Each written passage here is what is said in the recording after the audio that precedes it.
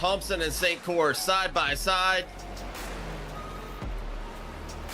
Racing it out. Who has the faster car to finish this thing?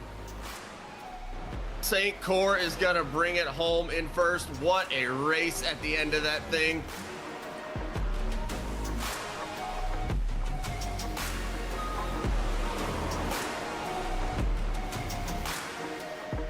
Caution, caution, caution. Come around the corner. Jamie Horn is going to be your winner here at the Mars Properties 200.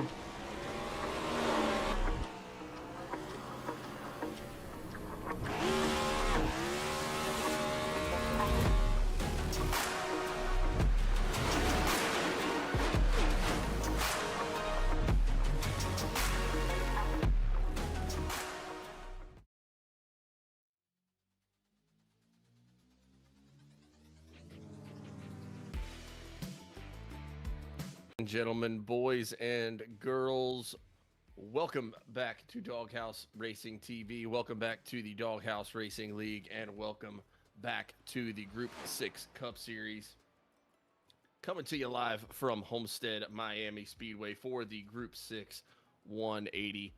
Welcome back to everybody joining us here on this fine Thursday evening for what is sure to be an excellent night of racing here. Our guys are out there finishing up their practice laps here. Got about 5 minutes left in practice before we get on over to the qualifying here tonight. Before we get over to the racing action for tonight, want to make sure that we shout out our wonderful series and race sponsor for this evening, which is going to be Group 6, as always. Well, I suppose not always for the race, but always for the series.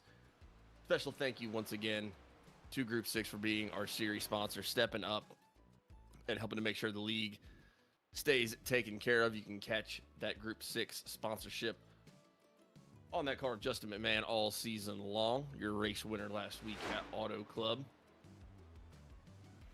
The Group 6 is a leading creative agency, and they are passionate about crafting cutting-edge websites, developing dynamic web solutions, and providing top-tier managed hosting services. Their mission is to help businesses of all sizes enhance their online presence. Explore their wide range of services at group6inc.com. That's GROUP, the number 6, INC.com, and see how they can drive your digital success. Once again, special thank you and shout out to Group 6 for being our series sponsor this year and our race sponsor for tonight at Homestead Miami Speedway.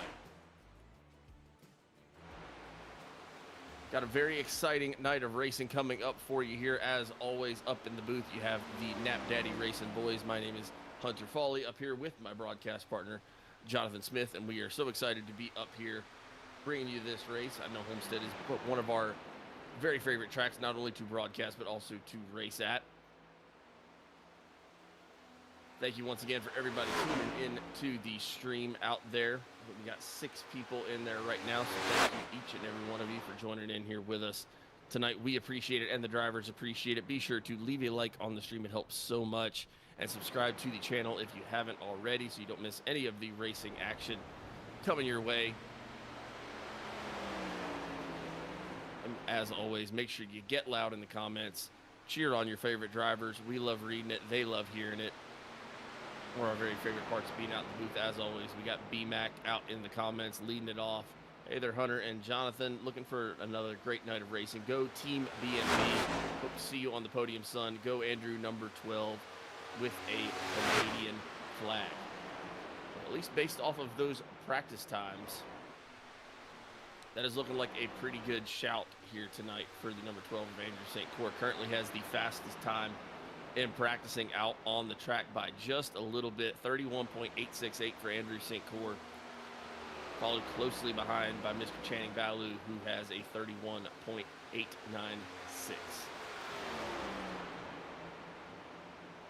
We got about a minute and a half, a little over a minute and a half here left in practice before we get on over to the qualifying. So with that, I will go ahead and stop all of my assorted jabbering and turn it over to my broadcast partner, Jonathan Smith, to say something intelligent about what we're going to see here tonight at Homestead. John, talk to us about Homestead, talk racing, tell us what we're going to see here tonight.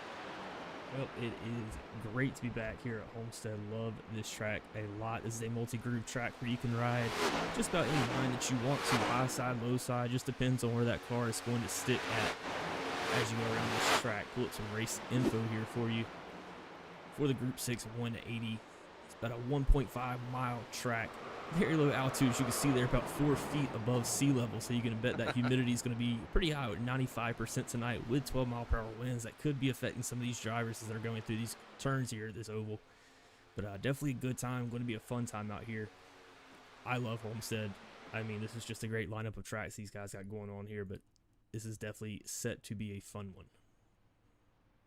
I definitely think so as well. Homestead's one of my favorite tracks to broadcast. That's also one of my favorite tracks to race. I'm a little newer to the iRacing scene behind the wheel myself, but Homestead's been really, really fun to learn and get to race that. Like you said, lots of different lanes. Definitely can be a huge strategy track.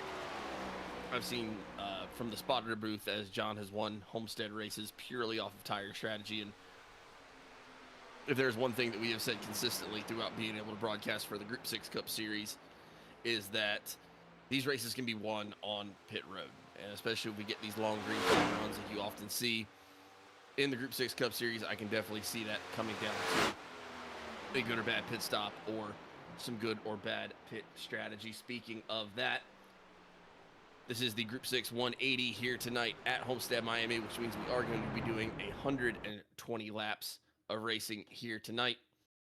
These guys will have 3 sets of tires to change once they're on the track, so they're going to be starting with 1 set and then going to have 3 sets behind the fence. We'll be having our stage break at the end of lap 60. So once the 10th place driver crosses the line to make it lap 60 for points, we will have our competition caution and stage break at lap 60. The pits will close at lap 58. I think we're getting ready to head on over to our qualifying as these guys are going to get out there, try to get some good track position before we get started. Sandra Horn in the comments. Hello, guys. Looking forward to a fun night of racing for Team Raptor. Go, Jamie, number 98. Jamie Horn been hit with some bad luck here early in the season. Definitely looking to see him change that all around here tonight.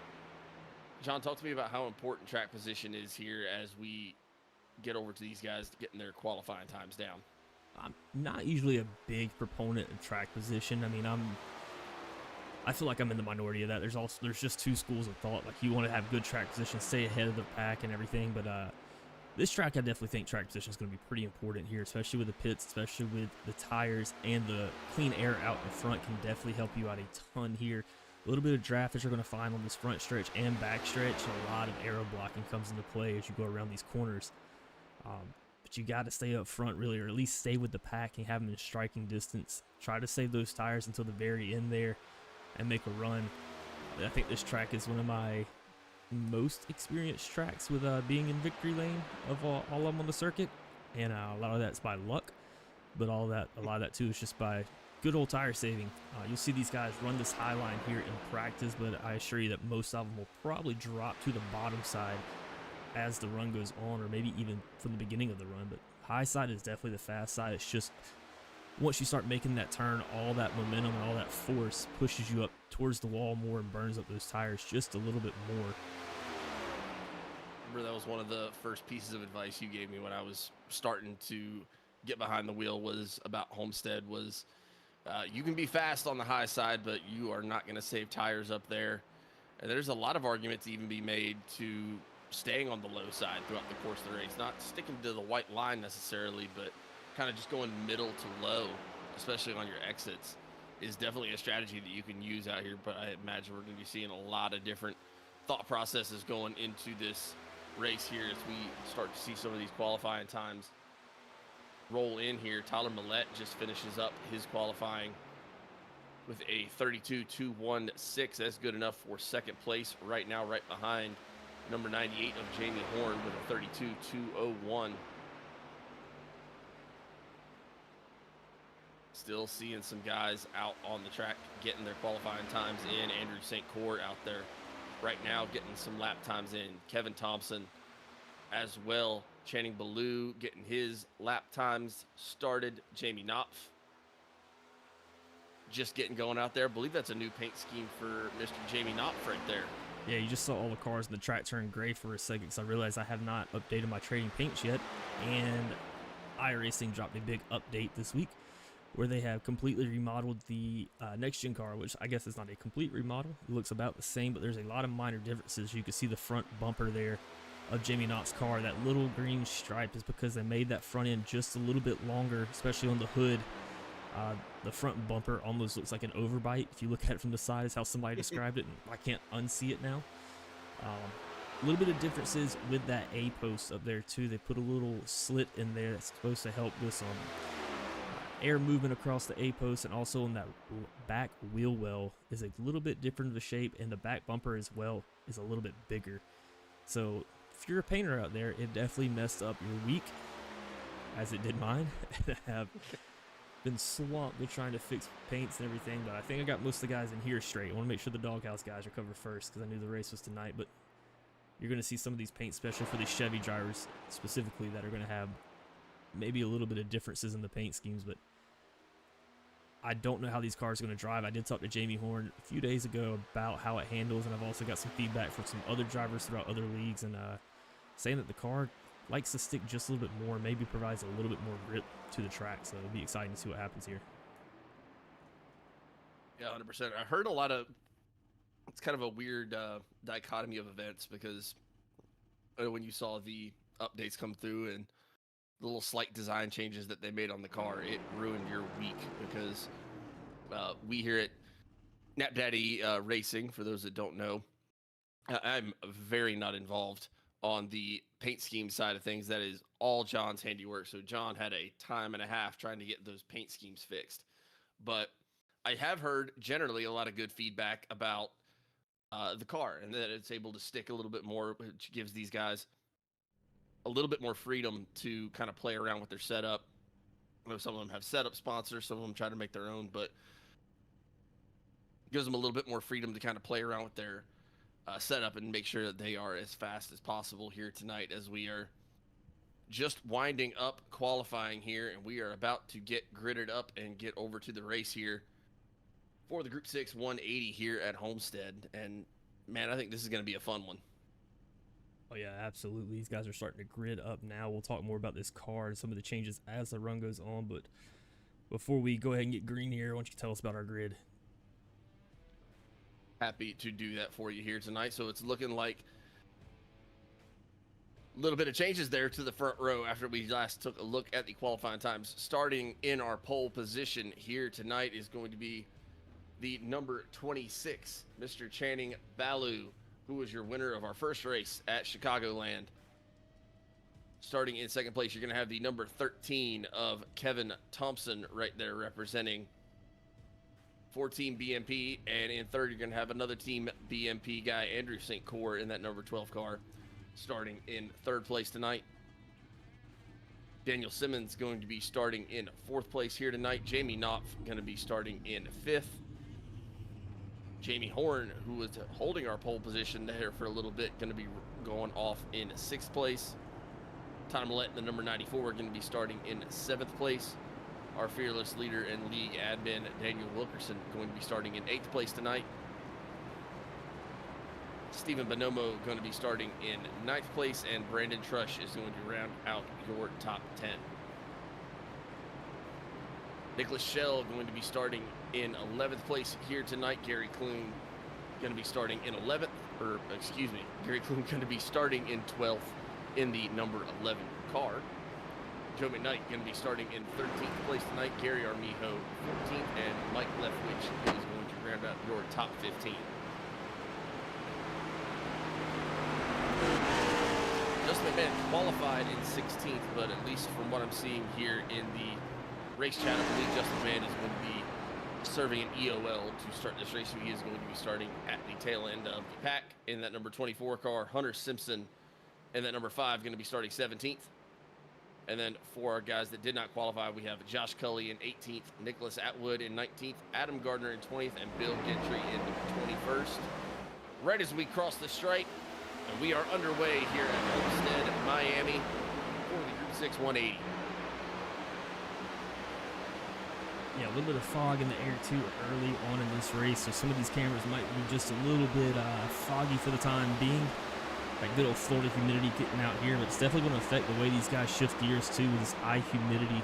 You got to think about it, it's going to block up the engine just a little bit more, so might be running at a higher RPM, so we're expecting lower fuel mileage out of these cars and having to push just a little bit harder. Immediately kind of saw some separation, and it's very typical of Homestead. Everyone trying to figure out their line, trying to figure out where they want to be here early on. It's very, very different. Oh, a little bit of contact back there near the middle of the pack. Looks like the number 6 car was trying to drop back a little bit. That's Nicholas Shell. Almost got in 28 of Daniel Wilkerson. You see people kind of scattering all over the place, trying to figure out where they want to be here early at Homestead.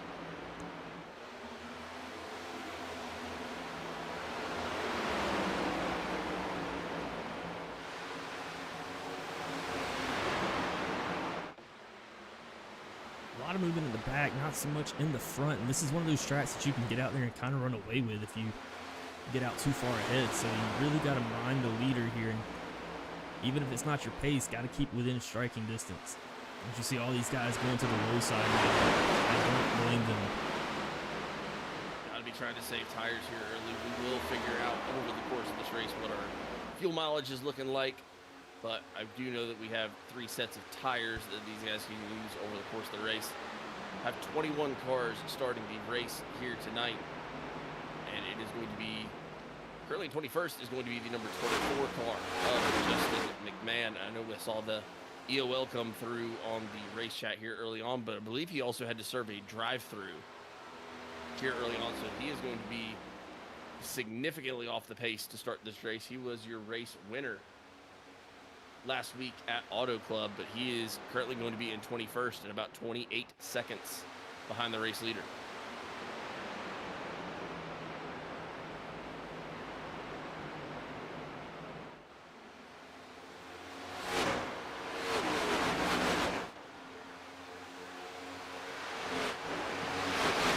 Just saw Daniel Simmons get around Andrew St. Cour there. And Simmons been having a really, really good run this year. Him and that Pink Magic team between Channing Baloo, and Jamie Knopf been tearing it up. Jamie Knopf having a little bit of trouble. Must be a problem with the Jamies this year because Jamie Horn also, is a competitor here.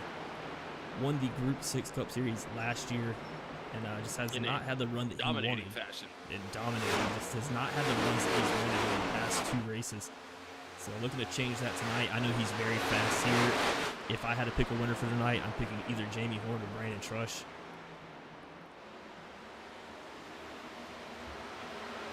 I am genuinely unsure of who I would pick to win this because Homestead is such a fun track. A lot of it comes down to strategy and how you run it at the end. I would be, because it's unfair because we didn't make a graphic tonight, so we can't prove that we didn't make picks before the race started. If I was going to pick a winner here tonight, I would say either one of those Team BMP guys that started up towards the front. I think Kevin Thompson and Andrew St. Cour, currently running into 2nd and 5th, had a really, really good shot tonight. We know Team BMP works really, really well at strategy tracks. They work really well as a team together.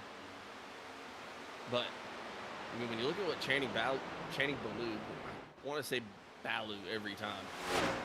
Hurts my accent. Channing Baloo is doing out front right now.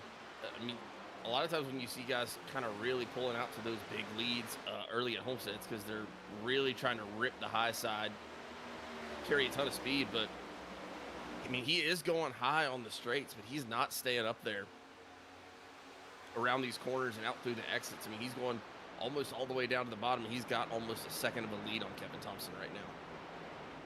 Yeah, that makes you feel good too. If you can stay on that low side and still pull away, you start to feel very, very good about this track. You kind of control the pace of how the race goes. But looking back here at Josh Cully and Gary Kuhn, Joe McKnight off the track. I cannot remember the race, but I believe this is the track that Joe McKnight had such a good run at last year and got disconnected with about 3 or 5 to go or something like that. I think it was this track. Looks like Joe McKnight got a little bit loose right there. He was trying to hover behind Adam Gardner. Got a little bit loose. Didn't win any John Deere Green Awards, but unfortunately lost a little bit of time right there for sure. That's going to put him back in 20th place right now. 6.7 seconds behind the race leader, Channing Ballou, right now. But he's right behind Mike Leftwich, trying to move his way back up through the track. And then Justin McMahon just hanging on for dear life out there. 28 seconds off the pace right now. And with the times that these drivers are putting down right now, your race leader just did a 32.88 on that last lap. Daniel Simmons, his teammate, now moving up into second place as well. So Justin McMahon being 28 seconds behind the leader, only about 4 seconds away from being in trouble of being lapped. We still got a long way to go before that competition caution, as we are only on lap 12 of 120 here tonight. But seeing a lot more racing going on back around that third, fourth, fifth, sixth area. You see that big clump of cars right there, so everyone's kind of trying to figure out where they want to be and which lane they're running, and kind of having that combination of people trying to get around, but also people just trying to maintain their line where they feel comfortable. I think Tyler Millette just got a little bit loose there on the bottom side. And that's one of the main spots. I mean, you usually see them out of 2 and 4 where you're going to get most of the loose at, but especially out of 4 here, if you exit too low and get on that throttle a little too much and stab the throttle, you're going to definitely spin those back tires, and it could make you rotate your car around a little more than you would like to. Joe McKnight back toward the back of the pack, working on trying to get around Mike Leftwich right now. That is going to be a pass for 19th. Everyone else seeming kind of content to just sit where they are right now. We got a couple of movers throughout the pack. Daniel Simmons up 2 spots right now. Same for Jamie Knopf. It is a 1, 2, 3 race for Team Pink Magic right now. Those guys did not come to play around this season. Kevin Thompson and Jamie Horn going to be sitting in 4th and 5th right now. Both down a couple of spots. Actually, I think it's up 1 spot for Jamie Horn technically, so I apologize, Jamie. Andrew St. Clair sitting in 6th right now. Brandon Trush up a couple of spots, started in 10th and has made his way up to 7th place here tonight. And then Josh Cully, an absolute man on a mission right now here at Homestead Miami, starting in 18th place. And in true Josh Cully fashion, 15 laps into the race, he is in 9th. And we talked about doing that high side. Josh Cully looks like he's maybe one of the only people doing it right now, but I'm not going to lie, from the past few updates and races that I've seen here, I have seen people run this high side almost exclusively, and it works out very well for them. And I guess it's just a matter of how you handle it as you're going in, keeping that wheel straight. But I remember Josh Cully in the ARCA cars, I believe, able to run that high side all night and gave me all I was worth that night, and actually made a pass on me in the last 2 laps for a podium position. Oh, trouble in the back of the pack.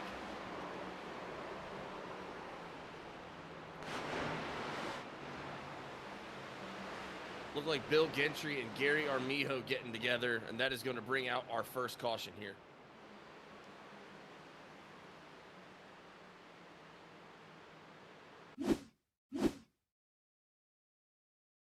I'll back it up just a little bit here because I can already see. It looks like Gary Armijo there at the top of your screen in that 7 car. Gets a little bit loose as he's coming on exit here.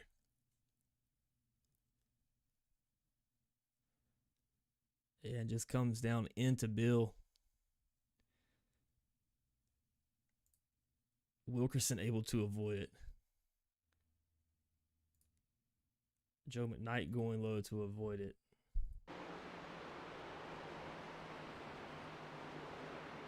Unfortunate to see for both of those guys.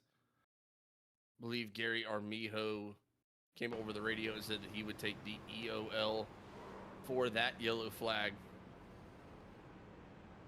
I'm telling you what, there's nobody that avoids a wreck more than Daniel Wilkerson. He's a professional, man. We have seen him just skirt through so many wrecks over the past 2 seasons. The man is good at what he does, and there's just no doubt about it. Gary Armijo probably going to have to be bringing it down to get some damage repaired, but little sweat off the brow for Justin McMahon as well. Did not have to go a lap down after serving that drive-through at the beginning of the race, but Gary Armijo going to be bringing it down pit road. Same for Justin McMahon, Joe McKnight, Daniel Wilkerson, Bill Gentry, Nick Atwood, Gary Clune, Nick Shell, Brandon Trush just bringing it off of pit road, Andrew St. Cyr down pit road. Jamie Horn also brought it down, looks like most everybody else.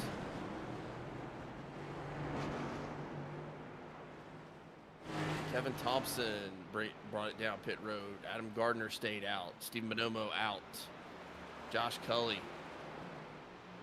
So seeing a little bit of pit road strategy already here early in the race. Well before our competition caution at lap 60. As we have our first caution on lap number 16. Your race leader will remain the same. Actually, your entire top three will remain the same with Channing Ballou, Daniel Simmons, and Jamie Knopf making a Pink Magic Team Racing top three. Tata Millette going to be restarting in fourth. Josh Cully fifth. Steve Bonomo is going to be restarting sixth. Then you're going to have Adam Gardner seventh, Hunter Simpson in eighth, Mike Leftwich in ninth, and Brandon Trush in 10th. So I believe your top 10 decided to keep it out on the track. And everybody behind them decided to bring it down pit road. Yeah, it looks like from Brandon Trush on back, everybody has brought it down. Gary Armijo actually bringing it down twice. Bill Gentry off of pit road getting caught back up to the pack as we are doubled back up and getting ready to go back to green flag racing here at Homestead Miami for the Group 6 180. Gary Armijo still down on pit road trying to get some repairs done. Once again, thank you to everybody for tuning in here with us on this Thursday night. We appreciate it very, very much. Got 17 people out there right now. Be sure to leave a like and subscribe if you haven't. And cheer on your drivers in the comments as we come back to the green flag. Here at Homestead Miami, the drivers hit the restart zone and we are back underway. What a restart for Channing Ballou.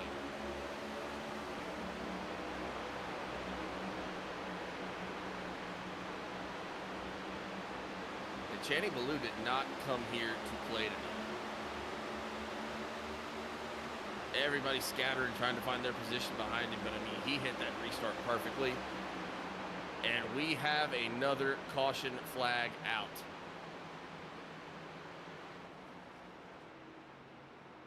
The Nick Atwood kind of lagging behind a little bit.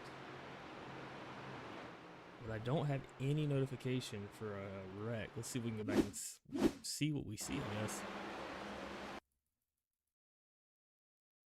Nick Atwood, Joe McKnight. Yeah, Atwood gets a little bit loose. McKnight gets just into him to keep him straight there. Not a lot of damage on that caution, but I mean, when you have two cars involved, it is what it is. I'm curious to see if your top leaders, your top 10 comes in maybe next time by.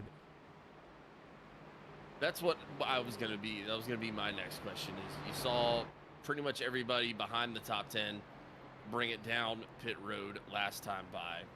And we just immediately have that second caution.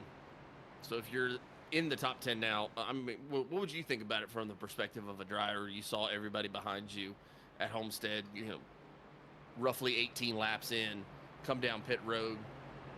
I seriously doubt most of them took four tires, but maybe some of them took some right sides, or if anything, just topped off on gas so they can for sure make it to the stage break. If you're these guys that are in that top 10, are you going to now at this point follow suit, send yourself back to the back of the pack, basically reverse the entire field on lap 22 to go ahead and get those right sides or get that gas? See, it depends on the pit window here, on the fuel window, and what these guys can and can't do and how far they're able to stretch it out. If I'm Channing Ballou, I am not thinking twice about it. I don't really care. I'm flying out here, and it doesn't bother me a bit. But some of these other guys, maybe seeing if they can make the stage. I don't know if Channing Blue has to pit before the stage caution.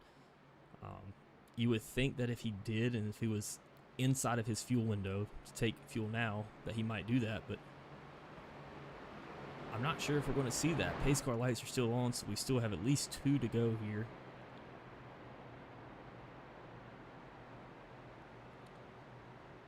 And if they didn't bring it down before, I doubt they'll bring it down this time. But we will see. And as far as your drivers out on the track, like you have Nicholas Atwood rejoining the field there at the back of the pack. Joe McKnight there as well. Bill Gentry just now bringing it off of pit road. That is probably going to have him in the 20th position, depending on where they all came out. Gary Armijo still going to be down on pit road, getting damage repaired. While we do have a second, I'm going to pull up the current point standings for you. Don't have a good overlay for this tonight. I'm actually working on a new system to create overlays much faster and have a much more dynamic look to it and feel. And also, to be honest and transparent, it makes it a lot easier for me to update them every single week. That is still in production right now. I'm not quite finished with it. Special shout out to Jamie Horn for providing the code that helps me do that, because I have no idea how to code anything. I'm got my degree from YouTube, but the goal is to have some good stuff for you at least next week, and then you can also check out DoghouseRacingLeague.com to figure out where your favorite driver is at. Also see the schedule and other events that Doghouse Racing League puts on. And then eventually we will get a QR code when I can find one that works functionally that we can put on the screen, and you can go to that QR code and just see it from there. Trying to get better. John texted me while I was at work earlier asking if I knew how to make a QR code. I was like, maybe. I can't do it right now, but maybe. We'll see what happens. Just like we will see what happens on this green flag restart here. Lap 23 when we cross the stripe here. Approaching the halfway point to our first stage break. Currently going to have 20 cars out on the track. Bill Gentry bringing up the back of the pack in 20th right now. Gary Armijo still down on pit road. Seeming like these guys are getting a little bit rowdier with their racing out there right now. These see people going all over the different lanes right now. Yeah, the cool thing about iRacing 2 is that it's such a realistic simulator that it doesn't just give you a track temp all around the track where every piece of pavement is 75 degrees. It actually is different temperatures depending on where you're at on the track, which line you're in, which line has been ran more, how the rubber stacks, and also maybe not as much at this track, but I know tracks like Dover that are full concrete all the way around, where the shade is at and the sun is at can actually affect how the car drives. So as these guys go on, they will find lines that work better for them. Some might settle in as the night goes on, but these guys are racing. So Nicholas Shell, that number 6 car, got in the wall a little bit there on that last exit. Kind of caused a slowdown there in the middle of the track. Big clump of cars there. Trying to figure out where they need to go right now, but your top 3 still has not changed. Channing Ballou, still your race leader. Been absolutely flying here tonight. Daniel Simmons in 2nd place and Jamie Knopf in 3rd. Connor Millette was sitting 4th there for a pretty good while, but Josh Cully makes the pass. And look at Josh Cully go as he's trying to work on Jamie Knopf right now. All the way up to the wall, rips it out of exit, right back to the bumper. Yeah, and I remember racing with him in the ARCA series, and I think you were spotting from that race, and I was telling you his tires are going to wear out. We're not worried about it, and his tires never wear out there. So he definitely knows how to run that high side. Right behind him would be number 13 car of Kevin Thompson. Tyler Millette still sitting in 5th. Kevin Thompson in 6th. Then got Adam Gardner in 7th. Jamie Horn 8th. Brandon Trush 9 and Hunter Simpson 10. That's what is going to round out your top 10 right now. Look at Justin McMahon as well.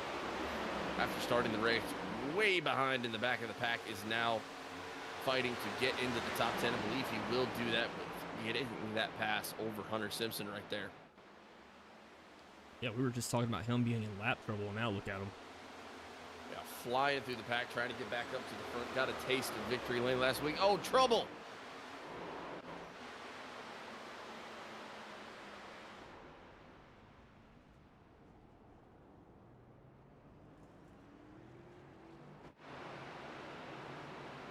We had just talked about it, looking like he got into the wall, and Nicholas Shell goes around here at Homestead, bringing out the third caution here on lap 29.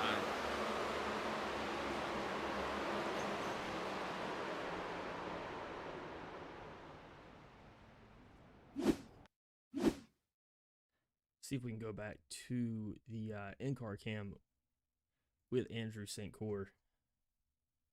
So I don't think this was his fault at all. I think this was a bounce off the wall by Shell, and St. Cyr happened to be there. Nothing he could do there. Don't know if he's going to have any damage from that.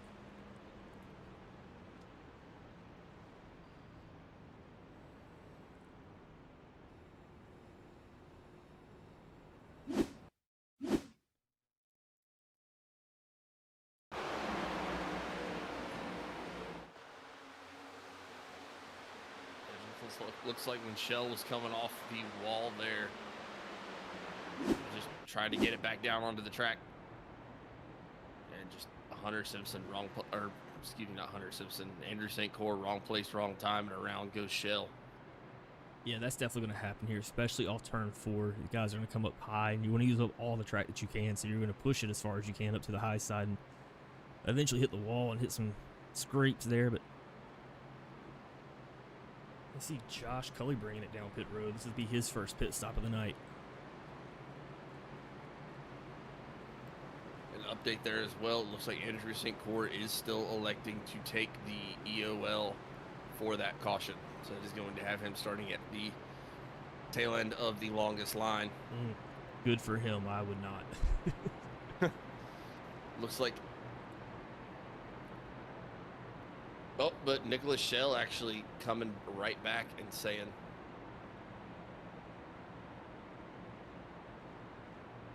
Nicholas Shell just came back across the radio saying, you don't need to give it to Andrew. And I think, I'm not going to be able to cite this rule completely here, but I think the way the rule is that there has to be an EOL for somebody there that caused the caution. Yep. And Andrew St. Cyr just doing the noble thing and taking it there, but realistically, that was a very much so a racing incident. I mean, just stuff happens. It's racing. I think both cars are going to be okay to continue forward. Good on both of those guys for owning up to that stuff there. Yeah, an entirely respectful conversation there. Love to see that out of these guys. So I believe you said that Josh Cully brought it down pit road, and I believe there wasn't too many other people that decided to join him down pit road. I think Josh went down. I got you a list right here. Josh Andrew. Cully, Justin McMahon, but Gary Armijo went back down. Bill Gentry, Mike Leftwich. That's what I have right here. It's mostly guys sitting towards the back of the pack that are electing to bring it down pit road here. Gary Armijo back out on the track. He's going to be 12 laps down, and actually your only car currently a lap down in 21st. Bill Gentry trying to get caught up to the pack here. He's going to be restarting in 20th. And like you said, a lot of those guys, very, very fast cars that we've seen here tonight. Andrew St. Cyr, Mike Leftwich, Justin McMahon, Josh Cully going to be restarting toward the back of the pack here due to either cautions or choosing to bring it down pit road. Nick Shell back into the pack as well in 15th.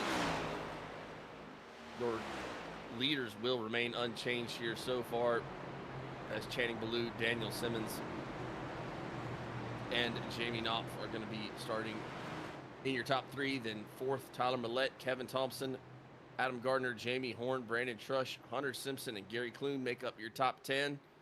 Pace car makes the hard left-hand turn. We are getting back to green flag racing here, lap 33 when we cross the stripe here of 120 laps at Homestead, Miami.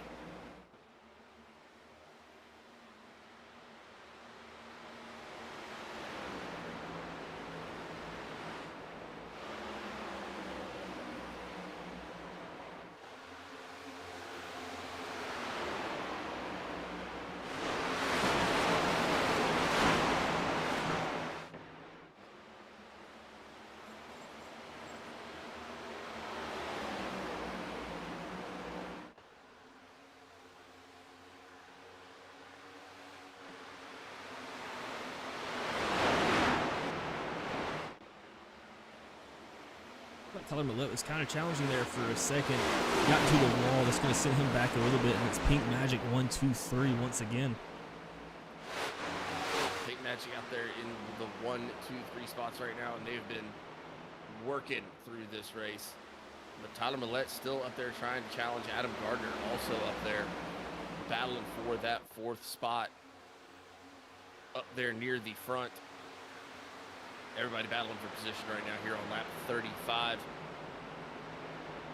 And we do have our stage break at lap 60. A lot of times we will see these guys get a little bit more active here as we go through this thing, as we approach the stage break here. So one of the things I am noticing as well is you see some of these guys that are getting up there kind of brushing the wall a little bit on the exit, especially those guys that are trying to rip the high side a little bit. How much is that really damaging the car? Is that like helping it anyway, or as someone who's spent a little bit more time on Homestead, you can speak to that a little better than I can? I mean, it is, but it ain't. The cars are made to not be on the wall for the most part, but it will damage it a little bit, but not too much. As long as you're not popping the wall too hard or sliding up into the wall, especially catching it in a weird angle, most of the time you're going to be okay. Some tracks makes you faster at, but that is called cheating, and we do not do that.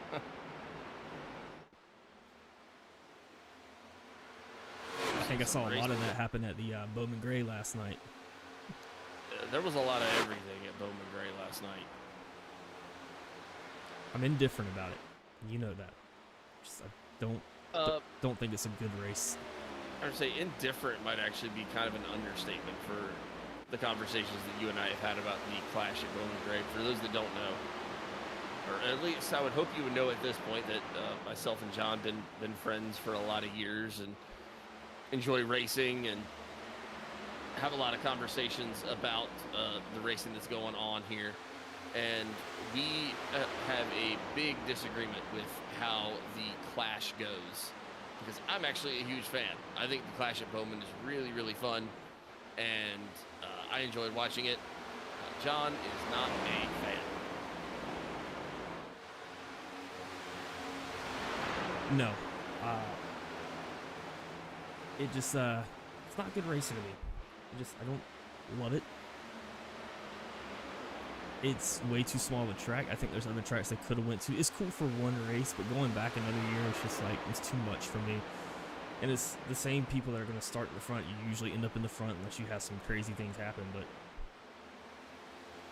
I would love to see it go to a Nashville Fairgrounds one year. I think that would be a fantastic race. I think maybe Five Flags is a little too small, and the banking might get some of those cars, but that would be fun to see too at some point.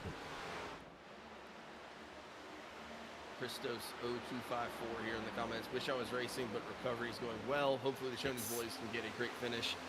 Rooting for them. Sean Thompson, I 100% agree. Let's get back to the Gatorade duels. The Gatorade duels were fun, and that's hard to argue with. I think I see the argument for making it one of the like quote fun tracks. And I think Bowman is a good one just because a lot of guys from North Carolina, from the Carolinas, grew up racing at Bowman, so a lot of the drivers really like Bowman. But I see the point for it, making it like a Nashville Fairgrounds or something like that. But all in all, the Gatorade duels were fun. And I think that's really, really hard to argue with.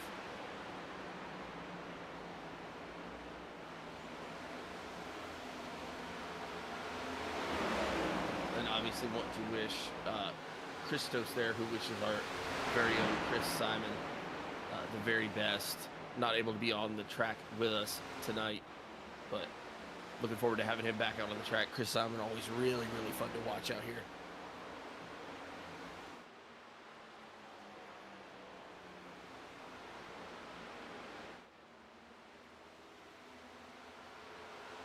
Yeah, missing that Chris Simon car out here. Chris Simon's very, very fast here. I've learned that personally. Also through the ARCA series, and he was also one of the ones that gave it to me that race. It's seeming like everyone kind of trying to maybe simmer down just a little bit, maybe settle in, try to figure out when they can make that run as we get a little bit closer here to that stage break.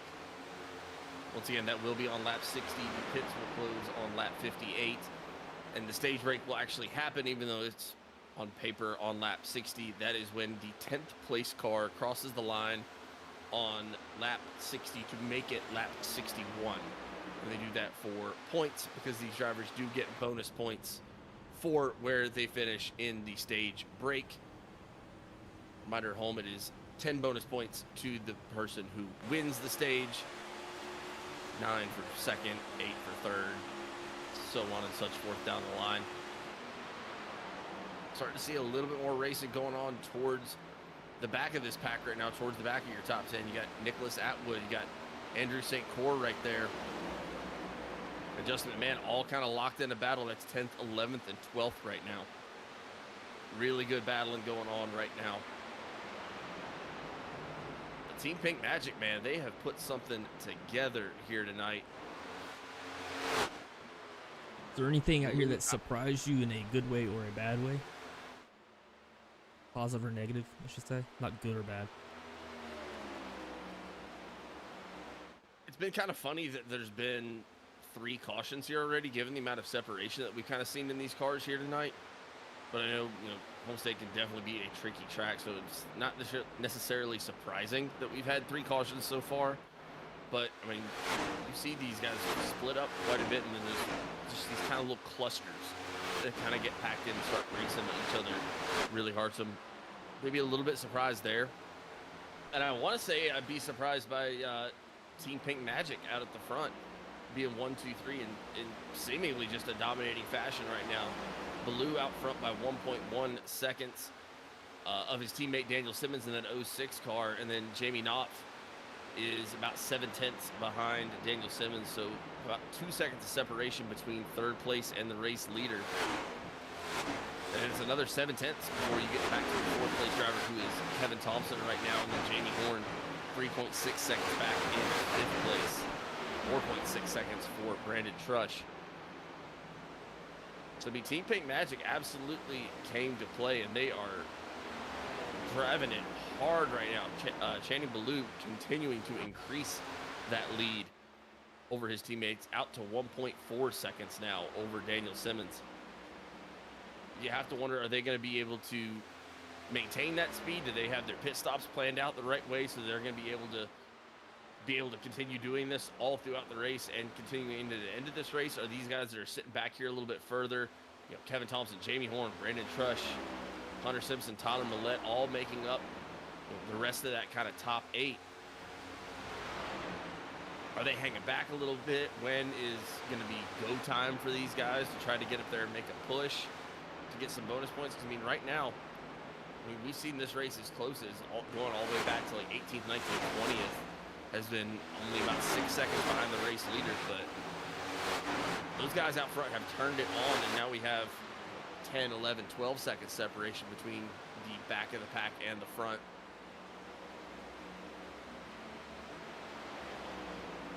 Gotta wonder what these guys that are kind of sitting back here in the rest of the top 10 have planned as we continue on through this race. Lap 50 when they cross the stripe that time. Going to be 10 laps away from our stage break here. And the other thing to consider, I know we talked about Homestead being a really pretty serious track with tire wear and how it can affect your tires. Correct me if I'm wrong, I don't think any of those guys in the top 3 have brought it down yet. Looking at it here, they have not. The top 3 has not brought it down. Also not bringing it down yet is Hunter Simpson. And also yet to pit is Tyler Millette. And I'm trying to pull up kind of where their lap times are going and seeing if I can get a little bit of a history here, but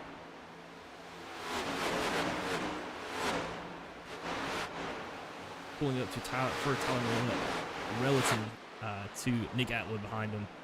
So he's falling back. Nick Atwood definitely catching up and almost getting around here. Compare this to some guy like Channing Ballou out in front, who is still leading his teammate in Daniel Simmons lap after lap. He's been turning it on, and I don't know if that's because Channing's been really turning it on, or if that's because Maybe we're starting to see a little bit of that fall off with Daniel Simmons, but Channing Ballou pulling away lap after lap. 1.6 seconds of a lead now over his teammate Daniel Simmons. Jamie Knopf going to be sitting about 2.2 seconds behind. I do believe in that same amount of time, though, Kevin Thompson, Jamie Horn, who are currently sitting 3.4 and 3.8 seconds. I thought they'd been bringing it back a little bit as we approach the stage break here. BMAC in the comments saying halfway there, almost halfway there. The stage break will be the technical halfway point, but we are about there. As the stage break will be at lap 68, we are doing 120 laps here at Homestead Miami. Yeah, I was going to say my biggest surprise, I think, so far was Andrew St. Clair being just a little bit further back. It's still very early, and really, you can size up somebody up until the stage break and size up the pack. You're going to get caught back up again. The problem is you just have to make sure you're able to get through that pack, and sometimes you tend to burn more tire as you're trying to get around people. Yep. Which is why I talk about track position being kind of a thing you want to watch out here for, because if you stay out front, you get to dictate how much tire you use and how hard you push it. You can set that gap between you and the person behind you and really maintain that gap. You see Channing Ballou here. It's been out to about a 1.85 for almost the past 10 to 15 laps maybe. I was going to say it's a little bit closer that last lap. Channing Ballou with a 33.026 and Daniel Simmons with a 33.076 that last lap by. Before that, I mean, Channing Ballou was almost a tenth faster than his teammate in second place. BMAX say, I meant taking the EOL and then moved up halfway. Andrew St. Clair has definitely been a man on a mission to get back to the front here. That's why I was saying here at the beginning of the races, like, I really like Team BMP at Homestead. They work really, really well together as a team. See Andrew St. Clair, they're now battling to get his way back into the top 10 as he's working on trying to get around Brandon Trush right now. And then but then he's going to have about 2.5 seconds to go to get back to Jamie Horn, who's currently sitting in 5th place. Kevin Thompson taking it all the way up to the wall. All the way up until the exit there in 4th place, trying to see if he can gain any ground as we get closer to our stage break here. Yeah, This is by far the most separation we've seen in this race so far. Kevin Thompson's one of those guys I'm not really surprised that he's up here at 4th place right now, and I'm kind of gaining on the leader right now as we speak. We know he has a lot of late run speed. Saw him win back-to-back last season at Atlanta and know what he can do, and it seems like he's one of those guys that can flip a switch and his car just takes off. So again, maybe he's trying to size up a little bit, see what he can do here in the early run and see how the guys in front of him are going to respond, and then later on in this race he'll adjust accordingly. You never know. I'm definitely very anxious to see how these drivers race after our pit stop here at the stage breaks. I mean, you've seen these guys out here in the top 3, just really pretty dominating fashion the way they've been able to pull away.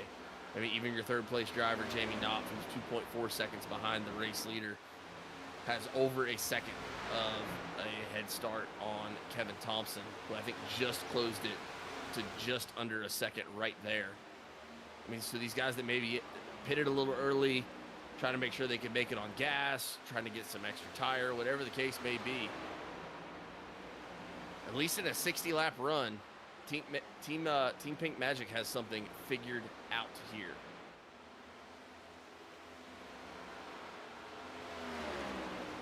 As we are going to have 1 to go here to our stage break.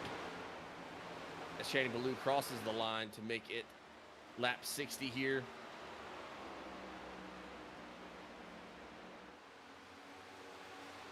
Some people toward the back of the top 10 trying to make some moves here as we close in. Hunter Simpson making a pass there around Brandon Trush to get into 9th place. And in dominating fashion, Channing Ballou going to take home your stage 1 victory at Homestead Miami Speedway. Daniel Simmons going to be 2nd, Jamie Knopf 3rd, Kevin Thompson 4th, Jamie Horton 5th. Andrew St. Clair 6th, Justin McMahon 7th, Hunter Simpson 8th, Brandon Trush 9th, and Joe McKnight 10th. That is Yep. going to be your stage break here for Homestead Miami Speedway. We will have the other half of this race right after the stage break, but congratulations to your top 10 on those bonus points. And once again, I'm very, very curious to see how these drivers adjust to the second half of this race. I mean, if I'm Team Pink Magic, I'm not really adjusting much of anything because that first half of that race worked out about as according to plan as you could hope for. Yeah, if you're chanting blue right now, this is perfect for you. But if you're any of the guys behind, what you really have to do, especially for tracks like this, is start splitting up the corners into thirds. So you have your entering third, you have your middle third, and your exit third, and find out kind of where I'm losing people at. And the best scientific way to judge this is just seeing how big or small the car gets out your front windshield as you exit the corner. That's about as good as I have. I mean, if the car gets smaller, they're pulling away from me. If the car gets bigger, you're catching up to them. So you have to make a little bit of adjustments here with what you have on hand. Try to figure out, am I losing on entry? Am I losing on exit? Am I better on 2 exit? Or are they better on 4 exit? And really just try to break up the corner into thirds and make it manageable to try to make small steps to get back and figure out how you can not emulate, but almost make it better than what Channing Blue is doing now. As expected, we see everybody bringing it down pit road here the first time by, except for Gary Armijo, who's going to be your lucky dog winner and getting one of his laps back. So one of the things I am curious to see here starting off is pit stops. Obviously, your top 3 going to be taking 4 tires here after being on that 60-lap stint, but I am a little unsure about who took tires behind them, so I was wondering if we'd see anybody take 2.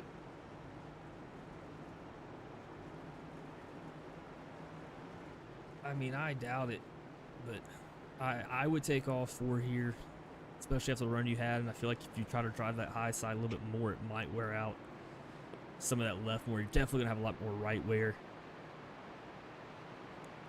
And if you've ever watched this broadcast before, I talk about it a lot because I think it's one of the most important things in oval racing, managing tires. And you'll see guys that are driving it harder off of exit are burning up that right rear a little bit more, so the car is going to be a lot more loose off of exit, and the people that are driving in harder are going to have a lot more right front right front wear, making the car a little bit tighter there. So you have to manage that balance. I think I described it to you before. It's like having imagine there's no seats in your car, nothing inside of your car except for one ball that's directly in the center. And whenever you hit the brakes, whichever way that ball rolls is how your weight is transferring. So when these guys are going into this corner that's banked but also turning left, and all that momentum is going to that front right tire. And the same thing when you're hitting the gas coming off the corner, that ball's going to roll back to the right. That's going to wear out that right rear a lot more too.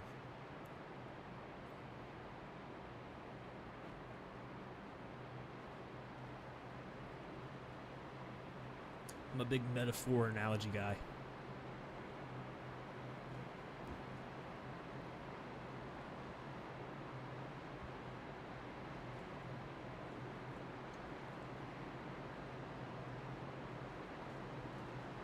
I think if anybody's been a customer of Knapp Racing, which thank you again to Doghouse Racing League for letting us do this, but I sent out an email with a big analogy about what happened this week with the iRacing update and how it messed up all the paints, and it's been a fun week. But it's good to be here on Thursday. Friday's tomorrow. We're on Friday Eve right now. Pace car is going to be rolling off the track. Jenny Blue's still out front. His teammate Daniel Simmons on his outside. Good launch by Blue there.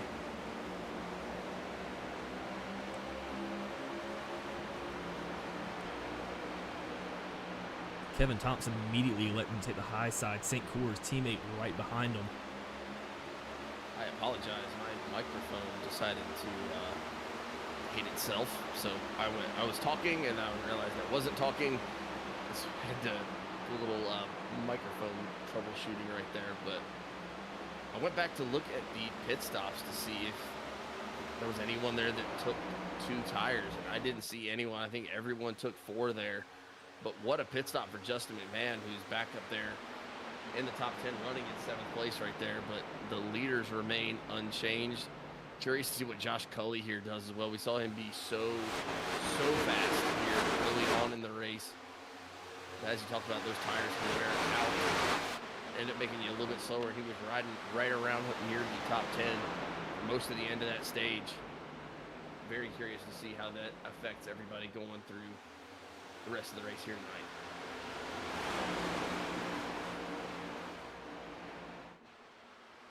And I think this is why I love oval racing so much. It's this, I like physics a lot.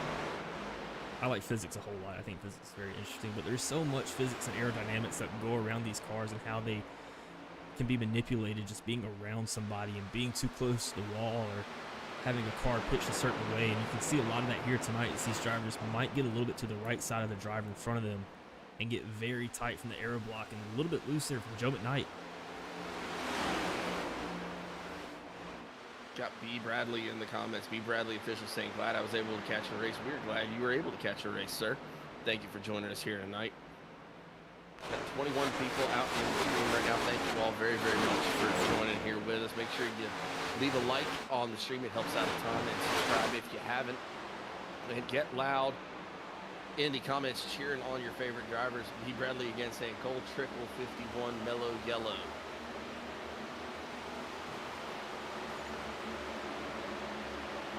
It's going to be Joe McKnight driving that car there. It was also a pretty good start. Got a little loose there and lost a few positions. Finished 10th in the stage, so he's going to pick up the stage point. 100%. Oh, Tyler Millette, very loose. Got to turn around. Tyler Millette around. What a dodge there once again at the back of the pack to avoid collecting him. Daniel Wilkerson. I was about to say the same number thing. 28. It's always Daniel. That man is playing Temple Run, but on the racetrack, dodging obstacles. Great job, first of all, by Tyler Millette to avoid getting too much damage there, and then great job by Daniel Wilkerson to avoid getting into more trouble there. So that's going to bring out our first caution of stage 2 here on lap 70. Going to have 50 laps to go as of right now.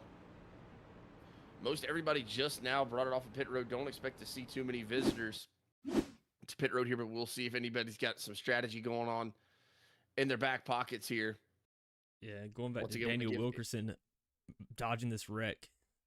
There's this big school of thought that you have to brake whenever you see a wreck happen in front of you. You don't have to do that. Watch Daniel Wilkerson. He'll teach you something here.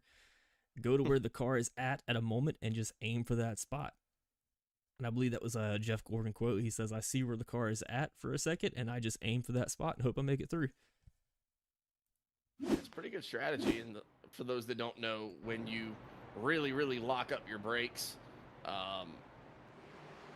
try to get through a caution, that's called ARCA braking, and it's not nice.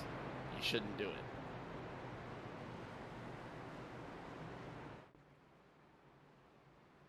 On that note, also want to make sure that we give a big shout out to not only our race sponsor here tonight, but our series sponsor, Group 6. We appreciate them and all that they do for the league. Again, you can see that logo on the car, the 24 car of Justin McMahon all season long, currently sitting in 8th place as you see the lucky dog of Gary Armijo go around the outside right there. Thank you to Group 6 for helping keep everything up and running. B. Bradley in the comments, did he just get loose? It seemed that way. Yeah, these cars can get very, very loose on exit here. Especially on turn 2. Turn 2 more on the high side, I feel like, but turn 4, if you exit too low, that's where you're going to find a lot of that, the oil spill, I guess, out in the track, or the banana peels that somebody threw out. Seems like it's there on the bottom side of turn 4. And turn 2 is just a wild card. I mean, I feel like you can get loose at any part coming out of 2. Oh, yeah. I have definitely just lost it at the bottom of 2 before when I've been behind the wheel, just thinking I was fine. And if you do anything, if you go to make a small correction in your turn, if you think someone's getting a little too close and you try to adjust a little bit on that exit, I mean, you're toast.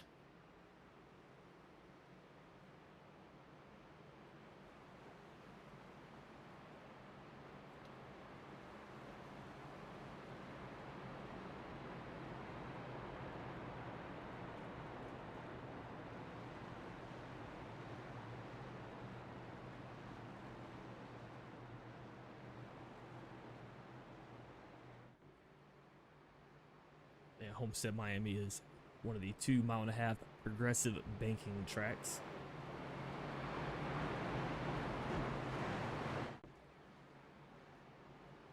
I believe Bristol is also considered a progressive banking track with different banking on all 3 lanes of that track. But it definitely does help rip that high side here.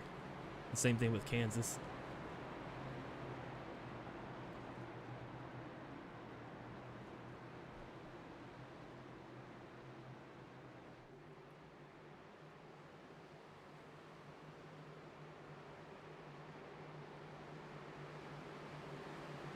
We are getting ready to go back to green flag racing here. Pace car makes that hard left-hand turn. We are back to racing.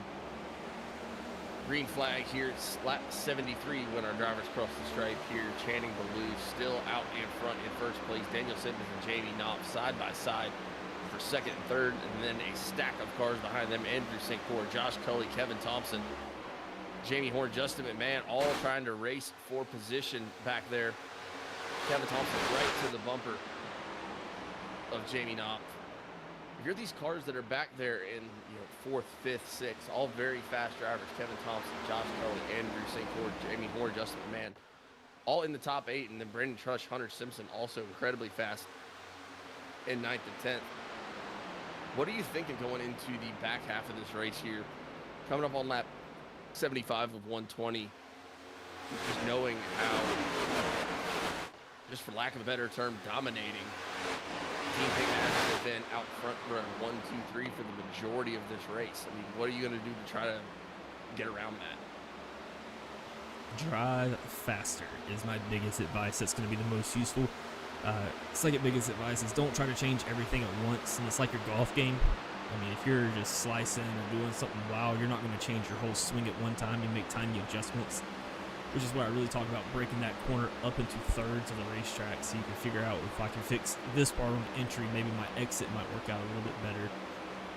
And believe it or not, there is a lot of strategy and finesse that goes into oval racing. I know a lot of people believe it's just a grip it and rip it, turn left and send it, but there is a lot of finesse. I know we highlight that quite a few. We can go and check in with our leader here, hop into a cockpit cam with him. And I really just want to watch his hands. That's something I do a lot too when I come in here to a cockpit cam. I want to watch how his hands are and where that wheel tape is. The goal is to try to have that wheel tape at a 12 o'clock position or close to it all the way around this track. And you can see he never really breaks 11 o'clock there. Maybe 10:40. We'll see about that, but I mean, that's beautiful. That's how you're going to be able to save tires and stay out front this entire race. You can check in with other drivers who are really turning that wheel hard to the left, maybe hitting the 9 o'clock position or even the 10 o'clock position, and they'll be near the back, near the end of a run, because it's just wearing those tires out.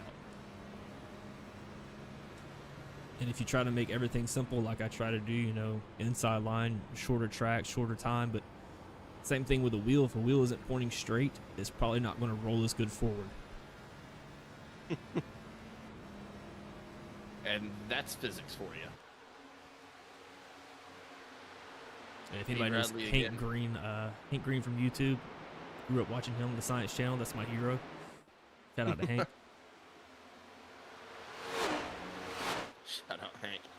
B. Bradley again in the comments. Strip when you get that phantom overdrive and don't realize it's happening until it's too late.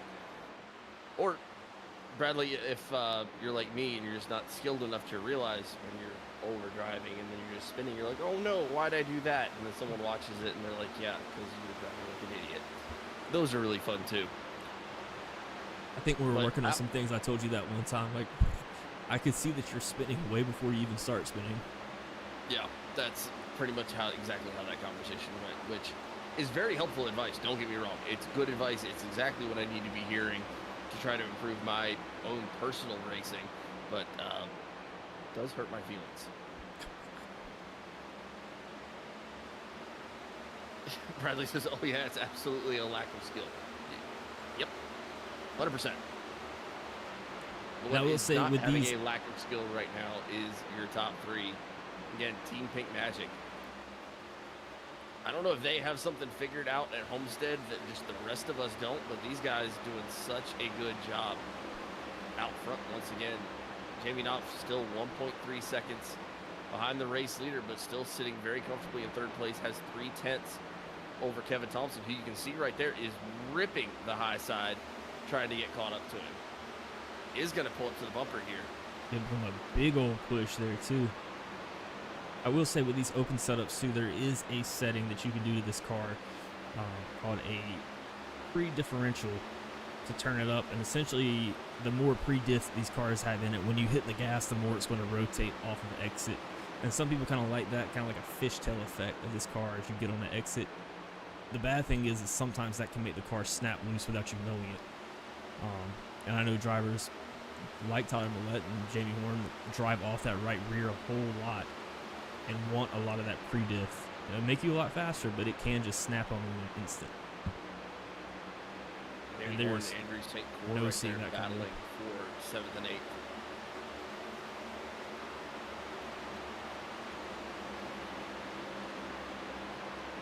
Brandon Truss still sitting in 9th place, and Hunter Simpson is rounding out your top 10 in that number 5 car.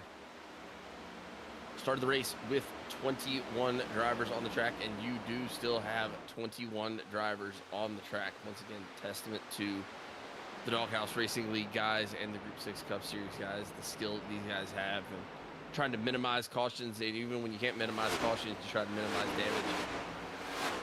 Currently running lap 83 of 120 here at Homestead Miami for the Group 6 180. And to have all of the cars currently that you started the race with is, I feel like, pretty impressive. And 20 cars on the lead lap of that 21. Gary Armijo being the only car laps down, currently sitting 10 laps down, involved in one of the first cautions here tonight. Been trying to fight his way back from there. But at what point, if you are these guys that are in the rest of the top 10 here, when you consider, Hunter Simpson right at 4 seconds behind the race leader in 10th place, everyone else 7th through 9th, right about 3.5. Then you got 5th through 7th, which is 2.5 to 3. You got 2nd through 6th, somewhere between a second and 2.5 seconds. At what point do you try to figure out, like, hey, what can I do to try to chase these guys down? Like, do I need to kind of hit them early? But I mean, at this point, everyone brought it down right after lap 60. We saw how the race leaders were able to go through the entire first half of the race without needing to pit. Granted, we had several cautions that were able to help them save some gas, but at what point are you getting concerned, like, hey, I've got to be able to try to turn on the afterburners here to try to run down those guys? And at what point do you start thinking about, okay, it's time to go? It's probably getting close to go time. I don't think we're in panic mode yet, but I think we're in. We need to pick it up just a little bit. Just seeing how these guys are pulling away, because you do want to maintain that striking distance. And for me, that striking distance at Homestead is within about 1.5 seconds. If you can stay around there with about 20 to go, you have a pretty good shot of catching the leader at the end. Maybe even less than 20 laps, but just conservatively managing your tires. Maybe a good 20 laps, but the thing you can't do is panic early, switch up everything you got, and burn up your tire for maybe 0.2 of a gain. Yeah. Bradley official in the comments saying that outside line is gnarly. The outside line has been, we've seen it working really well for guys here tonight, but one of the things to notice kind of as well is that you got guys like Kevin Thompson who are really, really ripping the outside line. I've seen Josh Cully doing the same thing here tonight. Ooh. I would not say that our race leader, Channing Ballou, and even most of his teammates with Daniel Simpson and Jamie Knopf, I would not say that they are, like, really ripping the high side here. They're going to the high side on entry, but they're going all the way back to the bottom on exit.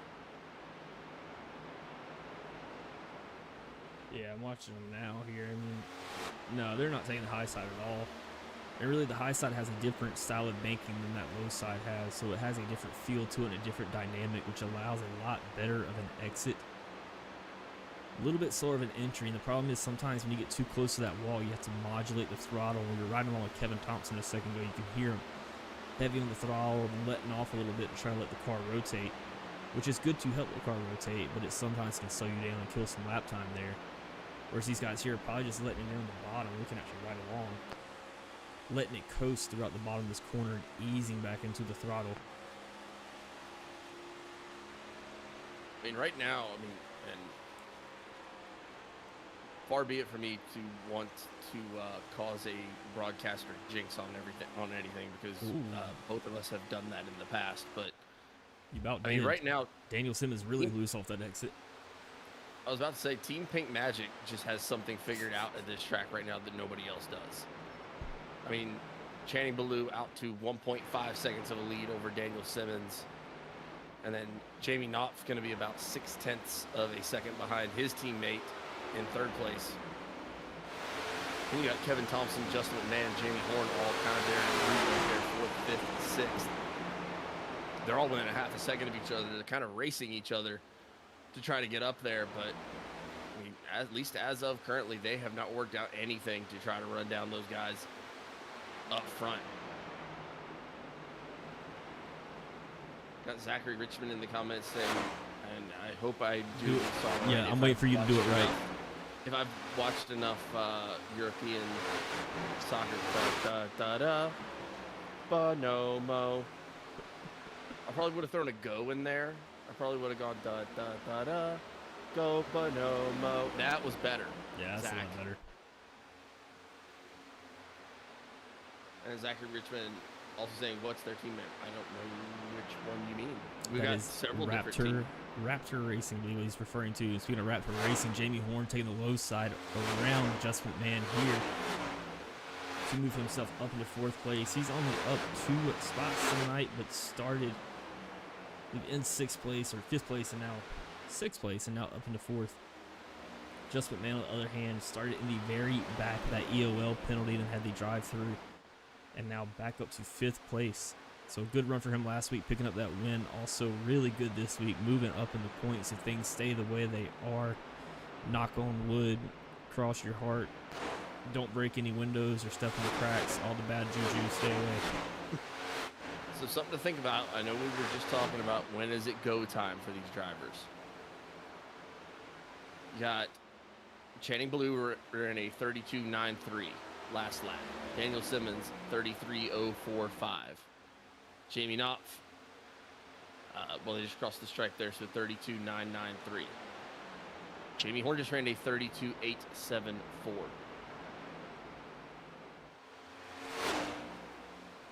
I think Jamie Horn is starting to step up a little bit. Yeah, and it might be go time for Jamie Horn. We got about 26 laps to go. Chris Simon in the comments definitely lightened up the field. Makes you want to get out there and perform the best you can. And that is true. I love this league just because of how competitive it is. And I can confidently say if I was in a field of how many drivers, 21 drivers tonight, that there is about 20 of them that are better than I am. And it's not fun to not win, I'm not going to lie. I mean, it's fun to win, but it's also a really good experience to sit behind somebody that's much better than you, watch their line and figure out what they're doing, ask questions. And everybody I've met in this league has been very helpful and not, I'm trying to say, not secretive about what they're doing.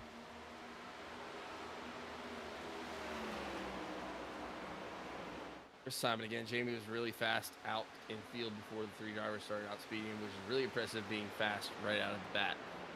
I think what you're going to start seeing here now, if I can get my words to start coming out correctly. One of the things I'm concerned about for Jamie Horn, if I have to be honest, is that Jamie obviously very fast. We've seen how fast Jamie can be. I mean, his last lap, 32.77. Your race leader did a 32.9.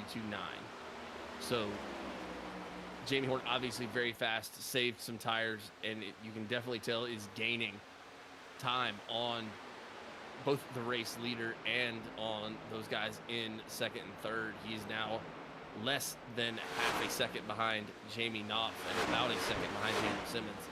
He has gained, here's your stat for you, he has gained 1.1 in the past 10 laps over Jamie Knott. Move back up to Daniel Simmons, where he has gained about 1.1 on Simmons as well. And to your race leader, almost at a second gain so far. A little bit under a second in the last 10 laps. Now, it goes right to the point you were making just a few minutes ago, though, where we were talking about at Homestead. You have those guys that save it for the end and try to put all the pressure on at the end. But then at that point, you have to trust that the guys in front of you have burnt it up more than you have. Because you're going to be burning it up trying to get caught up to them. I mean, Jamie Horn putting down blistering lap times here as we approach lap 100. Lap 100 going across the stripe there, actually. I just had Hunter Simpson disconnect for almost the entire backstretch there. Or disappear on me, not disconnect, but disappear on me. That's got to be scary for Kevin Thompson right on the high side of him. Kevin Thompson does not care, in the words of Mike Tomlin. Goes down to the inside, making that pass right back, crossing him over, taking the low side for the first time in a while here.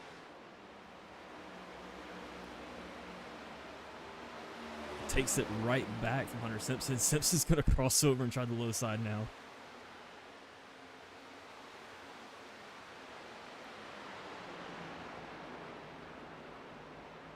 So now if you're Jamie Horn here in fourth place, you've got to start thinking about when can I actually start making moves, try to start making passes, and try to catch up to these guys up front, because he absolutely is.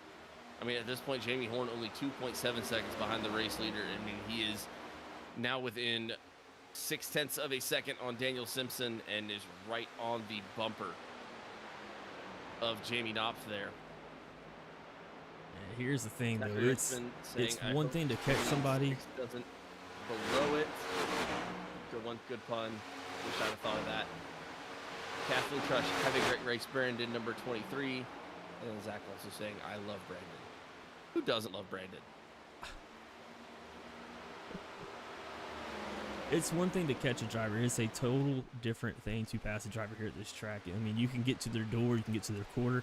You might even be able to get to their front quarter and wave at them as you're sitting right beside them, but completing that pass and getting around them is a tough challenge here at Homestead. That high line just being so fast on the exit and the low line, a lot faster on entry, so it's almost a back and forth. You just saw Hunter Simpson and Kevin Thompson go back and forth at it for a little bit. And I think that's one of those things that I'm kind of thinking about for Jamie Horn as he's trying to get up there, be competitive at the end of this race here, as we are at 17 laps to go here when they cross the stripe there. Jamie Horn done such a great job of battling his way back into this race, battling all the way back up to fourth. But are you going to be able to actually get around anybody once you get there? You burnt up your tires. You've been putting down some absolutely unbelievable lap times to get back up there. Now, how are you going to be able to get around Jamie Knopf, Daniel Simmons, Channing Ballou, to be able to try to be competitive to win this race? Right now, Channing Ballou still, I mean, just what a performance by him here tonight. 1.9 seconds of a lead over his teammate, Daniel Simmons. And then Jamie Knopf and Jamie Horn sitting 2.5 and 2.7 seconds behind the race leader, respectively. Jamie Horn been able to completely pull away from the pack behind him, catching up to these race leaders. Justin McMahon, which also, what a performance for Justin to get back into the top 5 after having to serve that EOL penalty at the beginning of the race, back up in the top 5. But he's going to be battling with Brandon Trush, who's trying to stay in the top 5 there. They're going to be going back and forth. Got Sheila Millette in the comments cheering on the number 94 of Tyler Millette. Tyler Millette, we saw have a little bit of trouble here earlier on. About 20 laps ago, saw Tyler Millette go all the way around, but he is back into the top 10 as well as he completes that pass on John Kelly to get into the top 10, about 10.3 seconds behind the race leader right now.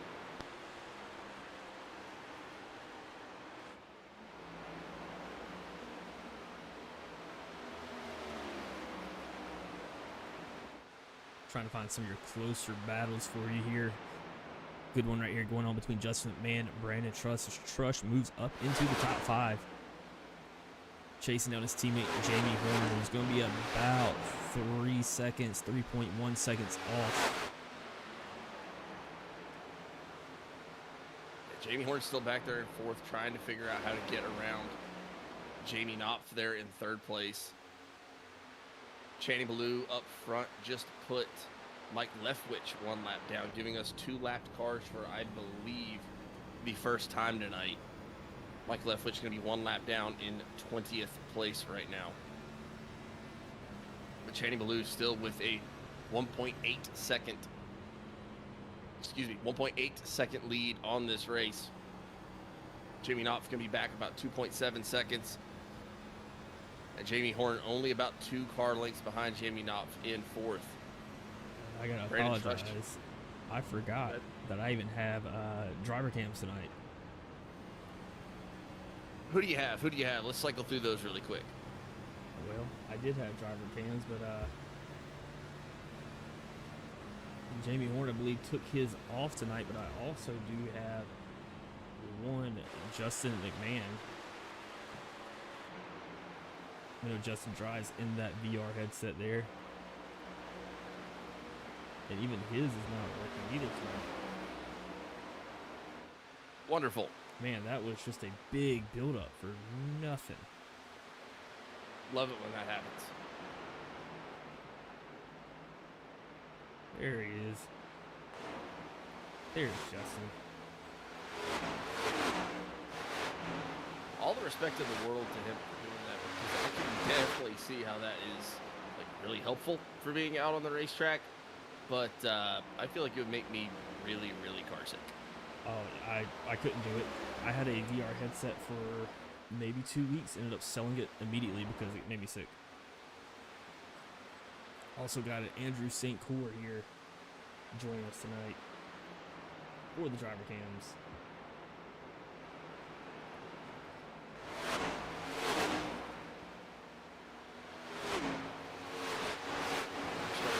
Separation come back out here on the racetrack. Channing Ballou now 2.1 seconds of a lead over Daniel Simmons. Jamie Knopf 2.8 seconds back in third place. Jamie Horn still right on the bumper of Jamie Knopf, but at least as of this point has not been able to make the pass. Brandon Trush sitting in 5th place right now.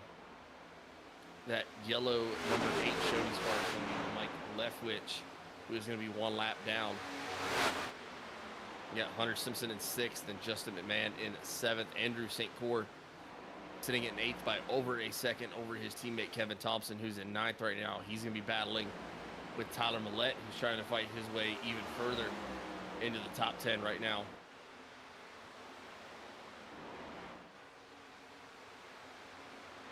For a race that we saw start out so tight, Tyler Millette tried to work his way around Kevin Thompson here. Believes he might be able to get it done here this lap, and he does. Tyler Millette into the 9th position.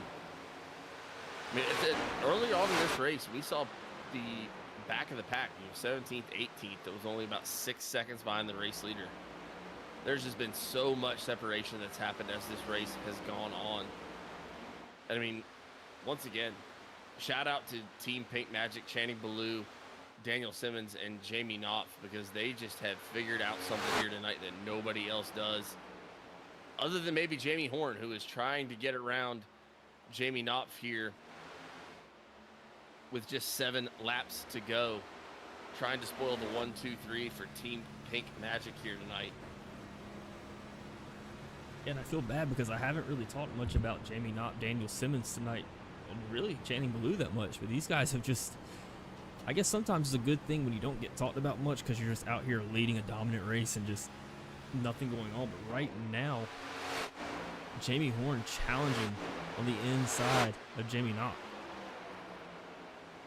He's going to try to get around him on the inside here. Jamie Knopf putting up a really good battle right here. But, I mean, when you think about it, Channing Ballou, who started on the pole position, Daniel Simmons started in 4th and has made his way up to 2nd. And then Jamie Knopf started in 5th and has been in 3rd for most of the night. Jamie Horn able to complete that pass there that time by here on lap 116, moving himself up into 3rd place. But, I mean, those guys have been 1, 2, 3 almost all night long. And Channing Ballou, I think, has, if he hasn't, it's maybe 1 or 2 laps that have kind of fallen off one side here or there. Channing Ballou's borderline gone wall to wall here tonight. Yeah, definitely done enough to say that he's been wall to wall here. But yeah, I was just thinking about it. I feel bad I haven't really shown this Pink Magic guys, because they've just been like in the same spot and just running it. Have very consistent lines, very consistent cars. All 3 of these guys know exactly what they're doing. And it's going to make it for a very competitive league that was already very competitive as well. So just adding in more quality drivers just makes this league even better. 100%. As Channing Ballou crosses the stripe here to get us lap 118 of 120 here tonight at Homestead Miami. Once again, thank you to everybody who's joined us tonight. Got 26 people out in the stream. Leave that final like, leave that final subscribe, or hit that subscribe button if you haven't yet, so you don't miss any of the racing actions coming your way. And give your drivers one final cheer, just like B-Mac in the comments saying, "Come on, Jamie." As Jamie moves his way well into 3rd place, has well cleared Jamie Knopf by about 0.6 of a second now, but got a lot of way to go to catch Daniel Simmons, who's going to be about 1.2 seconds ahead of him. Zachary Richmond saying, "We out here. We are out here." As the white flag is getting ready to wave here at Homestead Miami for the Group 6 180. Lots of good battles going on, lots of good strategy going on throughout this race, but one thing that has not changed is the absolute dominating performance of Channing Ballou and his teammate Daniel Simmons. Jamie Knopf, also their teammate, was right up there in 3rd place almost all night long. Jamie Horn able to make that pass here just a few seconds ago. But the white flag is in the air, and all that is going to do is put a cherry on top of a fantastic performance here tonight. One more turn to go, and as it has been deserved and as it has been earned, Channing Ballou, your first 2-time winner of this season of the Group 6 Cup Series. Channing Ballou, your winner at Homestead Miami.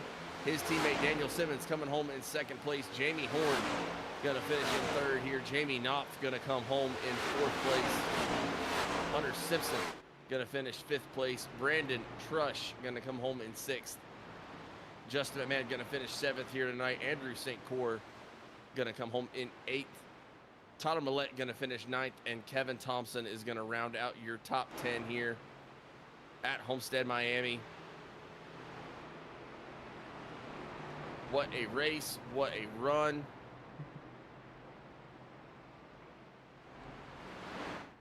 Little congratulatory bump. I don't know if McMahon meant to get him that hard,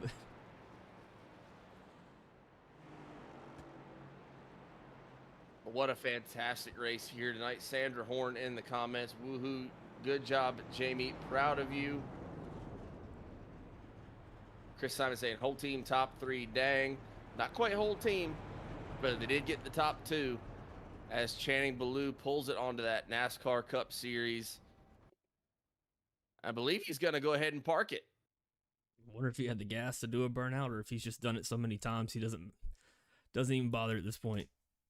Walk off. Yeah, they say do it. Act like you've been there before, but I haven't been there a lot, so. BMAC in the comments saying congrats to the winners. Chris Simon, Jamie got 3rd. Never mind, top 2. Really cool, though.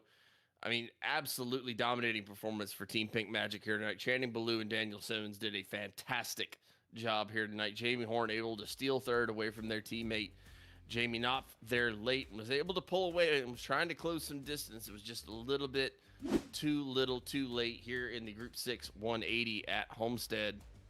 But congratulations to your top 3, Channing Ballou, Daniel Simmons, and Jamie Horn. We will be getting you your interviews with your top 3 here in just 1 second.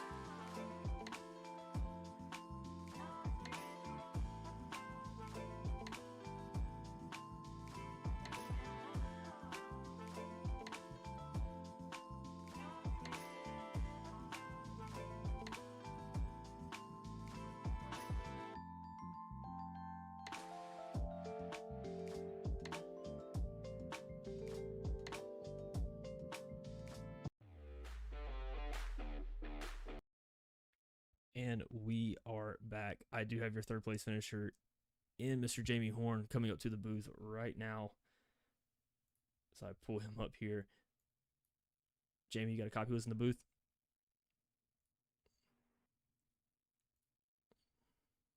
Yeah, I do.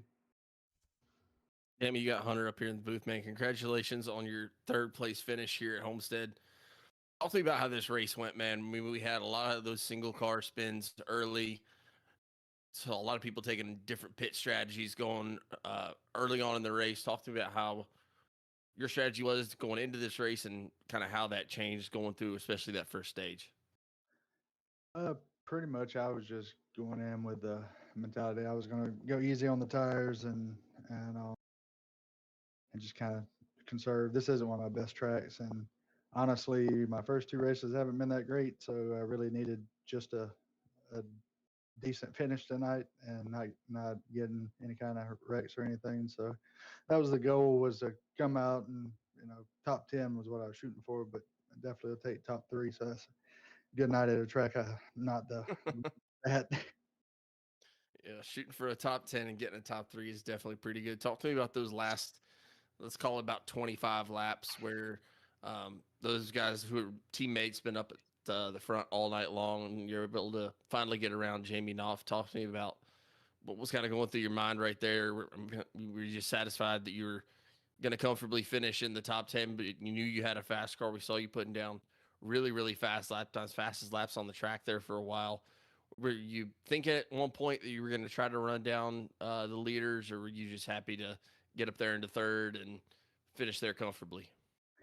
If it would happen, I mean, that'd been great. I don't know, Channing's pretty fast, so I don't know if I got all the way up there. I waited a little bit too long to start pushing it, and then it was, I don't know, 10 laps it took me to get around Jamie, so that just killed any hopes of, once I got around him, to be able to make up any more ground. Really, I'd burn up my tires trying to navigate around the dirty air. You gotta move around and try to figure out how you can get around somebody and not.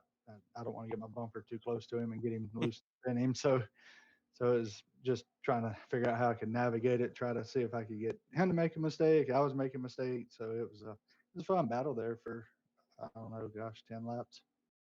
It was really fun to watch, man. Well, once again, congratulations on third place finish. We're headed to Daytona next week. I believe I know your opinion on super speedways, but talk to me about what you're kind of thinking going into Daytona here in not next week, but the week after. Well, since I've already used up all my 2 freebies, I need a good race. The goal is going to be not to get wrecked, but most of the time you can't control that. So just go out there, and if I can get stage points in the first stage, that way if something happens later on, then I'll be happy with that. But I'll go out there and try to keep the car clean and see what we can do. 100%, man. Well, again, congratulations on your top 3 finish here tonight at Homestead for the Group 6 180. Any sponsors or shout outs you'd like to give before we let you get out of here? Yeah, so shout out to you guys as always for putting on the broadcast. You do a great job. Thanks to Knapp Daddy Racing for being a sponsor of the league, Group 6 for being the series sponsor. Um, all our other sponsors, SSR Designs, Trackside, NASCAR Outlet, Butt Kicker, everybody that helps keep the league going. Shout out to all the drivers. It was a good race. I mean, I had a couple of cautions, but I think it was a good race. Shout out to my teammates for all the practice they put in and try to work together to bring fast cars each week. And shout out to my mom at home, and also congratulations to Channing and Daniel on 1 and 2. That was good runs by them. Well, again, congratulations to you on the top 3 finish here tonight, coming home in third place, and we'll look forward to talking to you at Daytona here in 2 weeks. Congratulations again, man. We'll see you. Thank you. Y'all have a good night. Yes, sir. Take care. Going to be Jamie Horn finishing up tonight in third place after running down Jamie Knapp, take over that and get a podium spot. Coming up next, though, I do have your second place finisher, Daniel Simmons. So I pull him up here to the booth. Daniel, got a copy of this in the booth? Yes, sir. Well, welcome back, man. Back on the podium again for 2 weeks in a row. You and your teammates had a fantastic run here tonight. Talk to us about the prep that went into this track. Uh, Actually, Jamie and Channing kind of worked a little bit on setups and stuff like that. I typically don't really get on much, so pretty much this is the one time a week I get to get on. So I gotta hand it to them guys. They as soon as practice goes up, I jump in here and they kind of get me up to speed on everything. So if it wasn't for them, I definitely wouldn't be up here in the top three for sure. Yeah, had a great run all night. We were wondering about the fuel strategy and how it will work. Did not choose to pit during that first cycle. About how many laps of fuel were you getting, and were you ever concerned that you might be cutting it short at some point? No, I think we was gonna be like maybe 5 laps to the good or something like that. So really wasn't concerned about the fuel. And then the tire deal, it didn't seem like the tires was really falling off on the short run of things. So figured probably needed to hang on to a set if we could in case something got a little crazy at the end. So it seems like everybody else kind of had about the same game plan there. I know a couple of them guys that pitted at the beginning, it seemed like they just fueled only. So I think everybody was kind of thinking the same thing. Absolutely, man. I got to figure out about this Pink Magic team because you guys have been so dominant, but I have to know if given the chance, would you put the bumper to your teammate to get around them there at the end? Oh, for sure, for sure. Yeah, heck, man, he's kind of in a league of his own right there when it comes between the three of us. And Jamie, man, Jamie's really good. He could have probably been in second and run a little bit closer to Channing than I could. I think Dirty Air just kind of got him a little bit, but no, out of the three, I'm probably the one that's gonna run third the most. So it's good to get a second to these guys when I can. Well, it's been an impressive 2 week stint for you here. And can't continue it next week because we're off next week, but going to Daytona after that. And looking forward to talking to you there. But before I let you go, any sponsors or shout outs you want to give? I just got to thank Jamie and Channing, for letting me be on the team and kind of get me up to speed every week and working with me. So appreciate you guys for everything y'all do. Great broadcast. So it gives you something fun to watch on Friday. Yes, sir. Well, we appreciate it. Appreciate you hanging out with us and racing with us this season. I hope to talk to you in 2 weeks at Daytona. Yes, sir. Sounds good. All right, man. Have a good one. That's it. It's going to be Daniel Simmons coming in second place tonight. Very humble guy, acting like he's going to be the third place driver, but I don't know. Between all those guys, they are all very, very good. I was looking at the I rating as he was saying that, and I was like, I don't know, man. That's about 1,500 more than I got. So the fact that he said that he barely put in any practice and then just came out here and finished second at Homestead, I'm furious. Hey, man, when you're good, you're good. When you got the talent, you got the talent. But yeah, talent coming up next, I have Channing Ballou with second win of the season as I pull him up to the booth right now. Hey, Channing, you got a copy list in the booth? Yeah, I got you. Well, congrats, man, on P1 tonight, going wall to wall, leading just about every lap. And I believe it's every lap. I have to double check, but I mean, maybe lost one off a pit road thing. But talk to us about the prep. We talked to your teammate a little bit who said he didn't prep at all and that you kind of had more into it. But the strategy behind it, and were you planning on running the low line the whole time? Or was there ever a thought to go into the high side? No, the track's too cool probably to run the top here right now on the bottom. I mean, just seems like I was able to just go down there and run.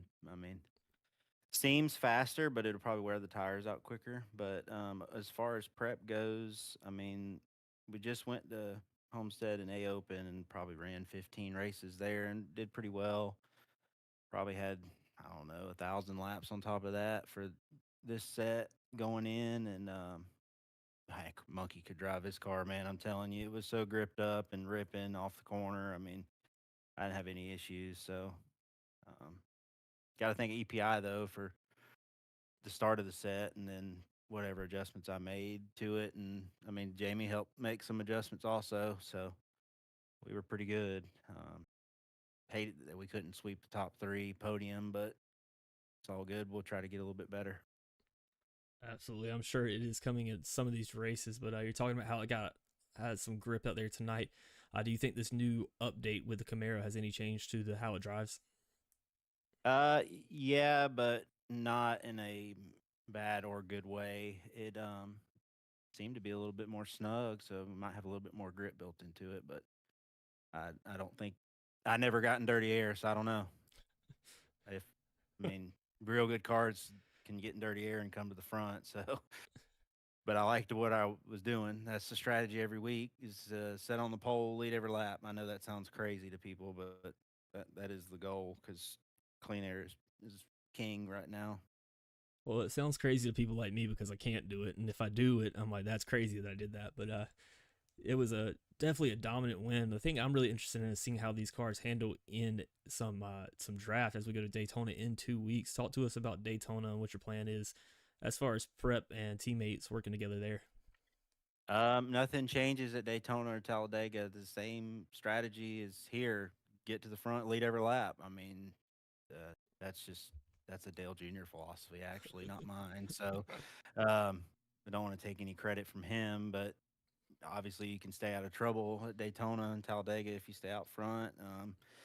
I think you're going to be very disappointed. I don't want to make any of the fans not watch the race, but I think you're going to see a single groove racetrack, and it's going to be pretty locked down to the bottom. I think the top will get it'll go away after a while. So I'm not a big fan of the package we have at Daytona and Talladega right now. I think they need to either up the power or take that big blade off the back that's slowing the drag down. Yeah, it's really killing it. I mean, guy pulls out a lane and he drops 10 miles an hour. It's never going to be good for everybody. And we've said that almost word for word last time we were at Daytona and Talladega, kind of comparing it, holding your hand out the window behind your rearview mirror, and then all of a sudden taking it out from behind the rearview mirror, and all the air that just hits it slows it down. It's crazy how much you slow down there, but nonetheless, going to Daytona in 2 weeks for our first super speedway track of the season, really. But exciting times coming up for you and Pink Magic, dominating this league right now. But before I let you go, any sponsor shout outs you want to give?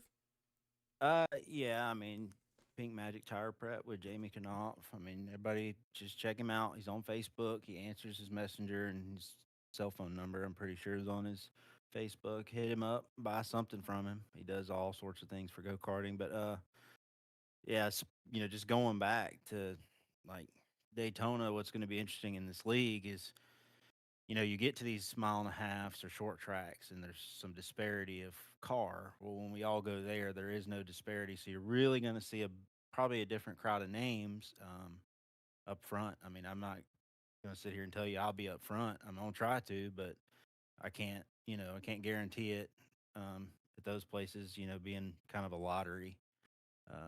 I just hope we stay green. I love fuel mileage racing at Daytona and Talladega, but not like the Cup cars now where they're running half throttle. I'm talking about just getting some green flag pit stops in. Hopefully that comes out next race.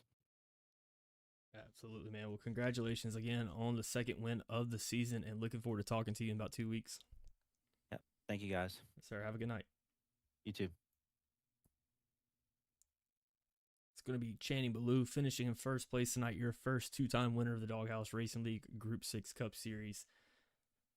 And man, what a performance that he put out. And a lot of the stuff he said, I feel like we've mentioned multiple times over the past few races about those draft tracks. And again, I'm an analogy guy. It's like holding your hand out the window of your car just behind the side view mirrors. And as soon as you take it out from behind the side view mirrors, all that air hits it and pushes your hand back. And that's kind of what it's like in that draft when you jump out. It just slows that car down so much. But it's always a good time at Talladega. I know not Talladega, Daytona. A lot of people in this league like that track. And I know in particular that BMP team is going to be a threat out there. Yeah, Team BMP, we've seen them be such a threat at super speedways before. They worked so well as a team together. They had a good performance tonight, but I mean, Team Pink Magic just had it all put together tonight. And I've been resisting the urge the entire time when you've been talking about the different draft and the way the air hits you to just quote that the meme with the fox that's standing in the snow where it's effing windy, because that's just all I think about when I think about super speedways now. But I mean, I think it's gonna be super fun at Daytona in a couple weeks. I'm actually glad we have an off week because I have a work trip coming up that's gonna have me away from my PC for not only next week but the week after. So we are gonna have a guest broadcaster in here for Daytona. I'm unfortunately gonna miss the Daytona race. I'll try to watch it if I can, but just looking forward to a couple weeks from now seeing these guys at Daytona get their super speedway on. But I mean, as for Homestead Miami and the Group 6 180 here tonight, it was all Team Pink Magic, and then Jamie Horn came in to rain on the parade a little bit and steal third away from Jamie Knopf. Yeah, and speaking of that guest broadcaster, you guys are going to love him. He's a lot smarter than Hunter is, so that's going to be a good time for me up here. I'm just joking with you. Smarter? He knows about Out racing. of everything, you had to go smarter? Yeah, he knows about racing, so it's going to be good talk.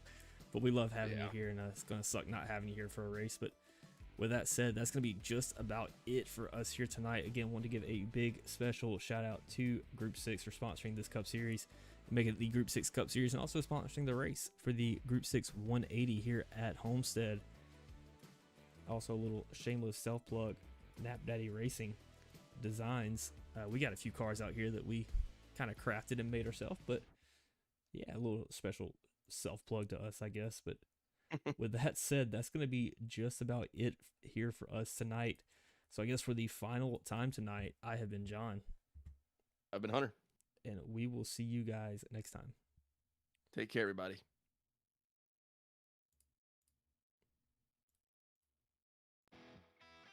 Daytona Super Speedway, where legends have been created.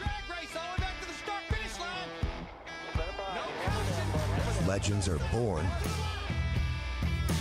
and new grudges come out.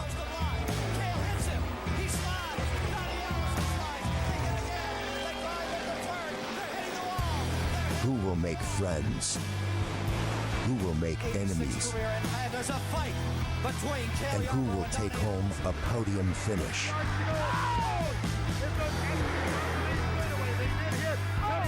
Live tonight, it's Daytona Super Speedway.